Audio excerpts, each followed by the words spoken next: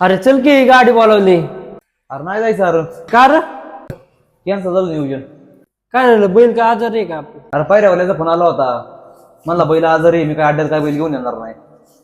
एक काम कर की बोल की. बाप्पू शेटला फोन लाव की आपल्या. हा बाप्पाला फोन लावतो, ते आपल्याला बैल देईल. ते बैल हॅलो बाप्पू शेट कुठं आहे हो? हाय की गोट्यावर आहे. अहो बैल लागत होता तुमचा पळवायला.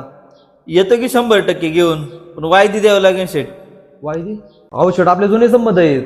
हाय बरोबर शेट, पण मी आता वायदी असल्याशिवाय नाही काढत मैदानात बाहेर. अहो शेट तुम्हाला आम्ही राहू आडे अडचणीला बैल दिला, आपण एक नंबर जाऊन केला, तुम्ही आता आम्हाला डायरेक्ट वायदी मागताय. हाय की शेट दिला तुम्ही, मान्य आहे, पण आता वायदी असल्याशिवाय मी नाही बाहेर काढत बैल. बघा की शेट काहीतरी. नाही बघा, नियोजन असेल तर फोन करा मला. चालतंय, तुम्हाला सांगतो फोन करून. बघला का ती वायदी मागतोय. जेव्हा आपला बैल पळत होता तो त्यांना फुकट दिले बैल. आता आपल्या घरी आपल्या वायदी मागतात ते. अरे सोन्या जेव्हा त्यांनी मला फोन केला त्याच्यासाठी मी अड्ड्यात बैल घेऊन गेलो, एक एक दोन दोन नंबर केले आता. पण आता गरज येते मला बैल द्याईन. आता बैलगाडा शर्यती नुसती स्पर्धा नाही रे, माणसाचं कर्रोप इथे दिसतंय.